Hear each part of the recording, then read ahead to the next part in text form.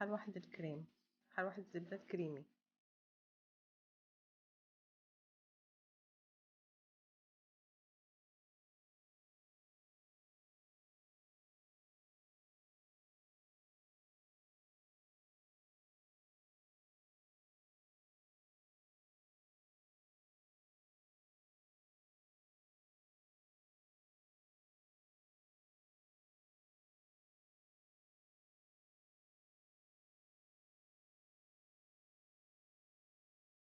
طبعا من كتبوا الجدد ديالنا كنجبدوهم، يعني ما كنخليو غير الدجاج والجعده، اما الباقي كامل كنصفيوه لان الشوربه من بعد غنحتاجوها. كنضربوها بالميكسور، كنضربوها في الباتيدورا، في الخلاط، في اي نوع. مهم تكون، يعني مهم تكون مطحونه مزيان باش المرتديله ما تجيناش مفتته.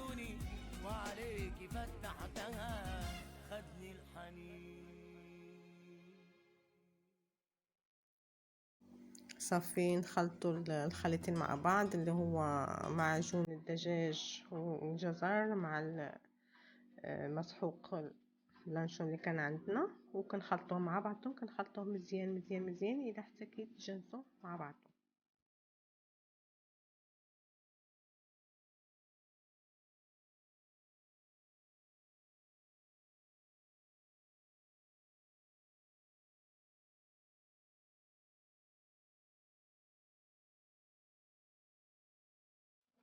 اي علبة عندنا، سواء حديد، انا كانت عندي هذه برينجلز خاوية.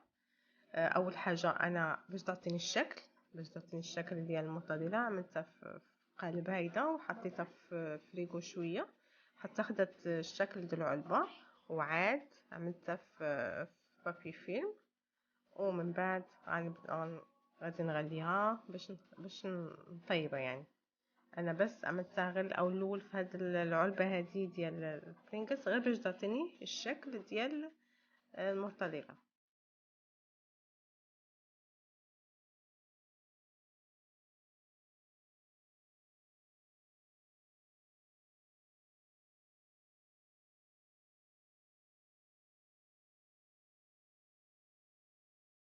كيف ما كتلاحظوا انا لويتها بالبابي فيلم، يعني مره وجوج وثلاثه، ومن بعد كنشدوها مزيان، يعني كنمنعوا اي تسرب للماء اللانشون ديالنا المرتدله الكاشير، كنعملوها بالبابي الومنيوم عاود، او كنشدوها مزيان واحد مره جوج. المهم هي غير باش نتفاداو ان الماء يوصل للمرتدله ديالنا الكاشير.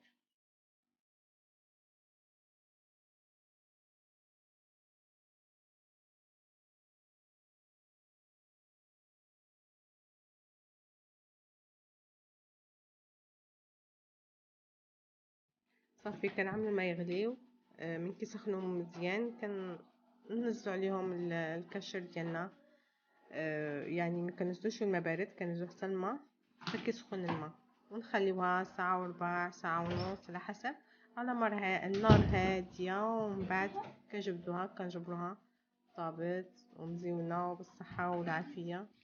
ويا رب الفيديو هذا النهار يكون عجبكم، واذا عجبكم ما تنسونيش في اللايك، ما تنسونيش في السبسكرايب، ما تنسونيش في الشير ورمضان كريم عليكم يا ربي، وباي باي.